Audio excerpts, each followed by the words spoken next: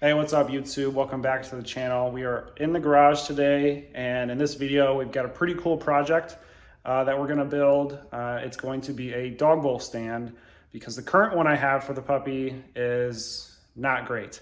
So we're going to upgrade that with the plasma cutting table. So I've had it for several months now, and I've gotten quite a few projects done with it. So I'll show you what I've got going on in the shop currently, just to get you brought up to speed on what I've been working on. And then we'll dive right on into building this dog bowl stand. So to me, this shop is really dirty. Even though the epoxy floor hides all the dust and debris, there is debris all over the place from all the sanding that I've been having to do. We've got some freshly painted paint can racks on the, starting to storm out, there's thunder. Paint can racks for the paint can shelves that I've been building. We've got some signs, so pretty popular. People like their signs. The paint is turning out really good on these signs. I used the same spray gun that I painted the car with, but I'm just using some Rust-Oleum Professional high performance enamel. Just picked that up at Home Depot, and it's coming out really good. It's pretty durable. I tried to buy the best stuff I could without going crazy. And the orange peel isn't too bad. It's coming out really nice. Signs are cool and they're fun to make, but they definitely don't pay the bills for all the work that I put into them. Here's another one. But what they do is they get my name out there that I'm making signs, and that I do metal work. So that's a plus, just to get your name out there. This is part of my paint can rack that I've been building. It's a 16-inch on center, and it holds 10 cans. There's a little bottom shelf that you put it up on the wall like this. It's missing its bottom shelf, but it holds the paint cans. I'll insert some pictures there of what it can look like. It's modular, so it's pretty cool. And I've just been selling that locally. I've also got some cabinets that I've been making out of some toolboxes that I cut up. So this is like a big work in progress. We've got a bunch of paint can shelves over there. My table is a mess. And I'll insert some pictures of the cabinets, but we got a red set now. I think the red is gonna look really nice. And yeah, and some people were like, what about the Z? I thought you were building Z stuff. I am. I just need to locate. There they are. Maybe if I hide that piece, can you tell me what this is for? Any ideas? Well, let's show you. My door needs new hinges. I've greased them and lubed them up as much as I can, but it still squeaks when I open it up. So I'm gonna try and not scratch the car here. Right there. So we've got sill panels that I'm starting to make. This was my first cut and bend, and my holes were pretty dang close. That one needs to be shifted over a little bit. Same with that one. So the holes are very, very close. I've already updated my my CAD design, and I didn't put any letters in this one just because it was my first design and I was just test fitting the holes, but that'll have some letters in it. So that's what I've got going on. I'm sure some of you are just here to see me build the dog bowl stand, but some others have been following me for a while, and I'm just giving them an update. So let's get to the dog bowl stand. All right, so this is Marshall. Say hi to the camera. Good boy. Good boy.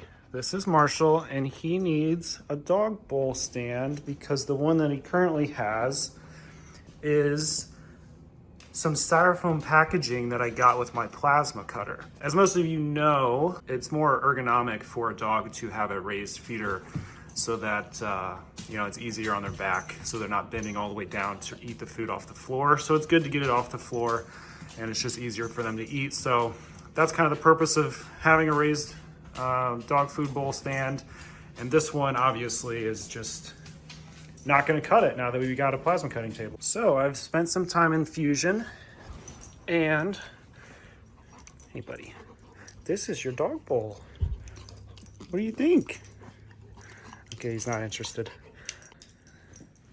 Got a nice little nameplate on here. We're going to cut that out of some stainless, which I still have to buy. And that's the design. So we are going to go through and build this.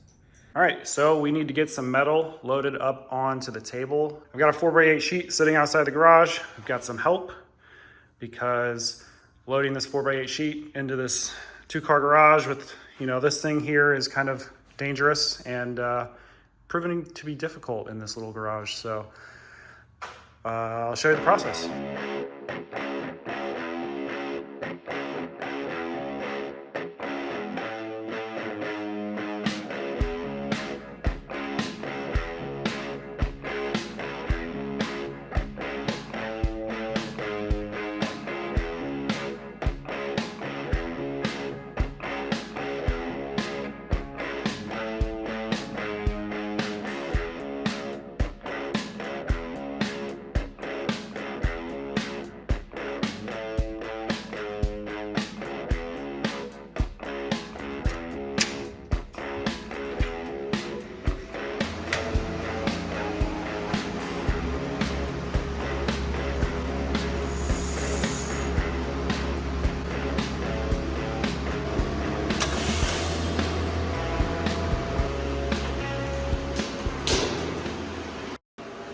Well, I went over the file, got it loaded up into the software. It fits on the table. I've got everything marked to be cut out. It's gonna take up like my entire table. So this is the biggest cut that I've done so far. I had to make sure I had enough travel both ways because it's gonna take up pretty much the whole thing. So we are ready to get this cut going. Got the plasma on, got the ground hooked up.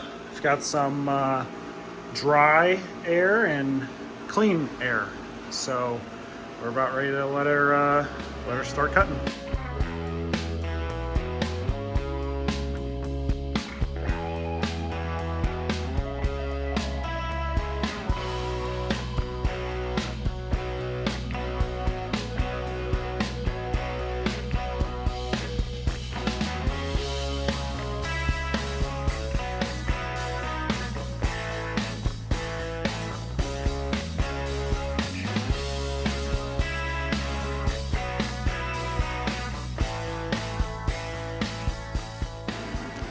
Well, there it is. It just finished cutting. It looks like everything went really well. Didn't have any issues, so I'm proud of that. So let's see if we can get this thing pulled out of the table. There we go.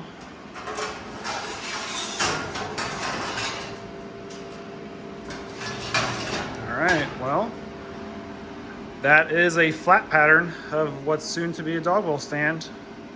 Next up is to get the dross cleaned up. The dross is a little bit of hangover metal that is left behind from the cutting process. We'll get that cleaned up with a grinding disc.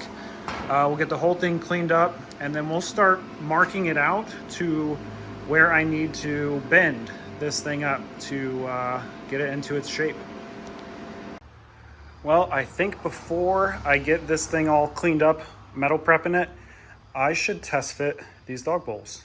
Because if these don't fit, then we got bigger issues than just cleaning up the metal. So let's see if this fits. Nice. It does fit. Fits pretty good. Fits really good, actually. I'm happy with that.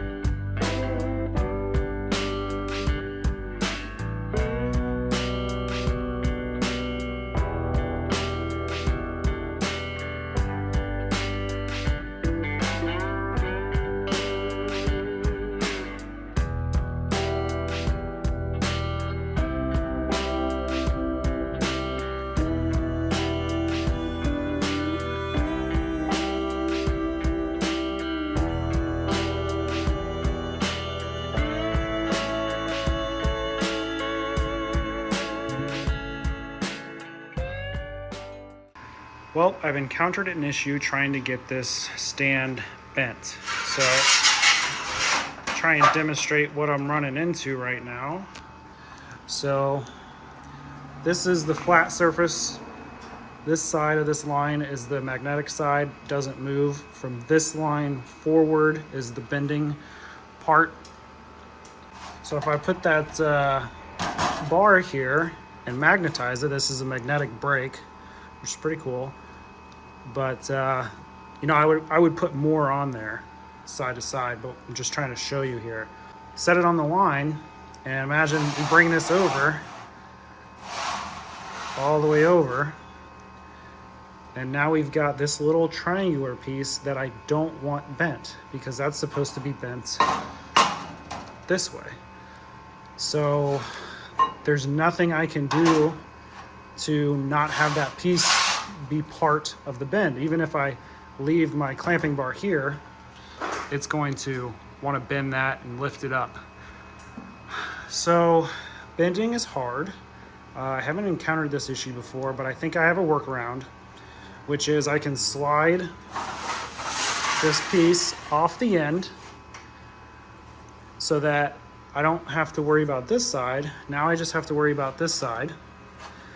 And I'm just going to extend this line and cut that off so that I can get this bent. I'll cut it off with a cutoff wheel, and I'll probably weld it back on because I want it to look nice still. So let's get to work on it.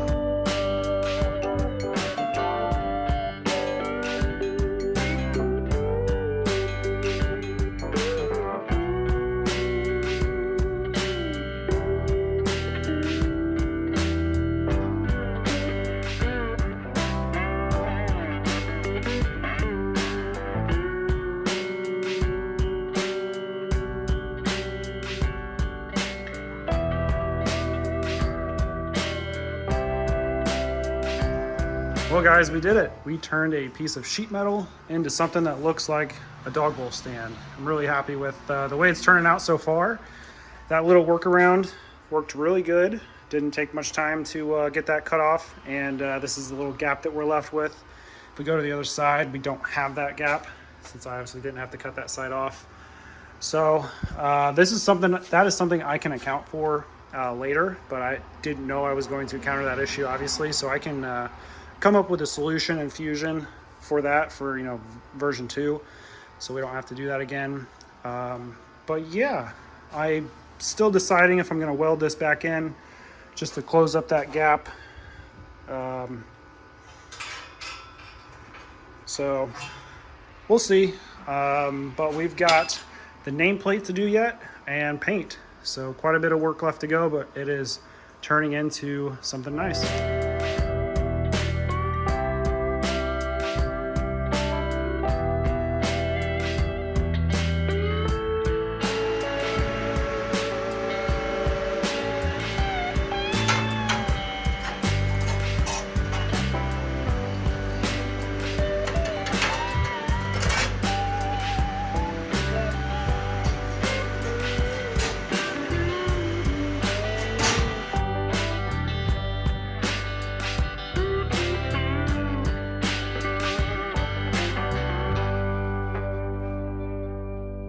All right, there's the nameplate with a little bit of sanding, actually a lot of sanding. There was a lot of cleanup that needed to happen on the back side. That was the first time I've cut stainless, so my settings aren't really tuned for it, so that was my first try. And yeah, maybe if you have some good recommendations, if you're a plasma cutter, for cutting stainless for not so much dross, let me know in the comments.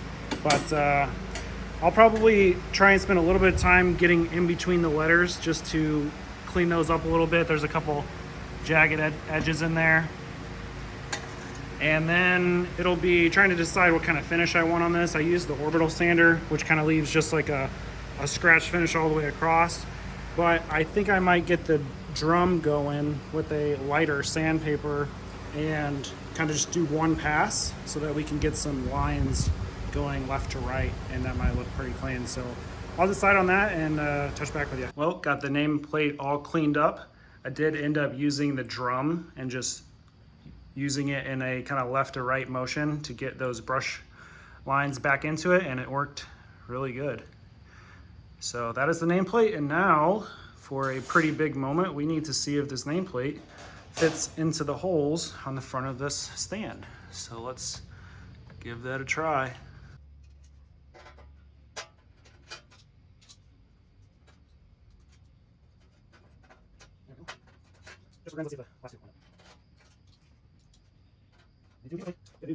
The nameplate fits on there really nice. All the holes lined up good. So I think the next step is to get it prepped for paint. I wanted to also mention these little Cleco pins, they're called, do a really good job, in case you haven't seen those before, of holding your parts in place before you rivet them or bolt them together, etc. So got this little plier deal, and this is what it looks like on the end. When you release it, it expands those two side pieces, and then it clamps the work together. So those are nice for test fitting parts. So I just want to explain what those were in case you haven't seen them before. So I'm going to get this cleaned up, and we're going to start painting, I think.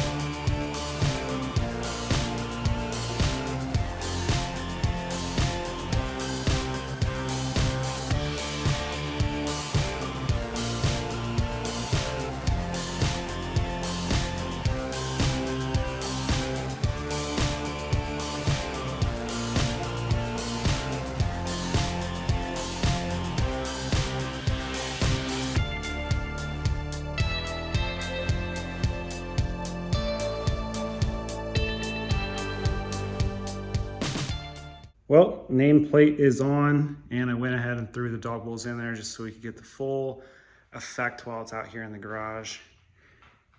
And there's those rivets. I think they added a nice little touch to it. So time to present this to the doggo and see how he likes it. Marshall, are you excited for your dog bowl?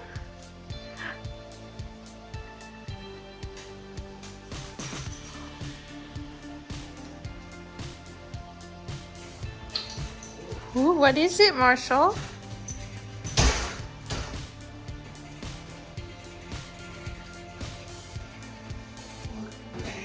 Ooh. What do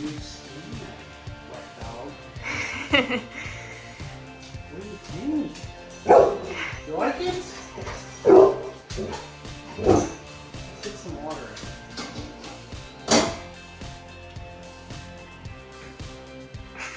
Give it a test run. I think he's a bit excited. Marshall, Marshall, come get your water.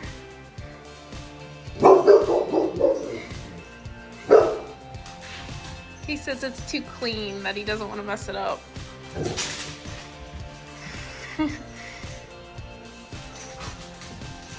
Marshall, Marshall, look.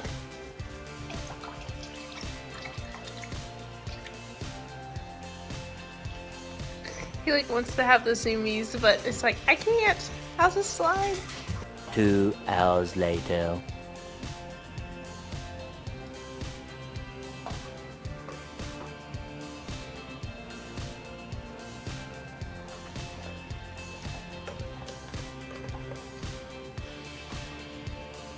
Hey, so I am sitting here editing this video you are watching, and I forgot to film an outro. So we're gonna do that here in the computer room. Marshall loves the dog bowl stand. I love it. Beyonce loves it. We're all happy about it. And it was a fun project. It was awesome to design it up in Fusion and go through the process to make it into a functional item. So It was a great project. I really enjoyed it. I know this video is getting long, so I don't have much else to say other than I appreciate you guys watching. If you stayed this long, I appreciate you, and I will see you in the next video. Thank you.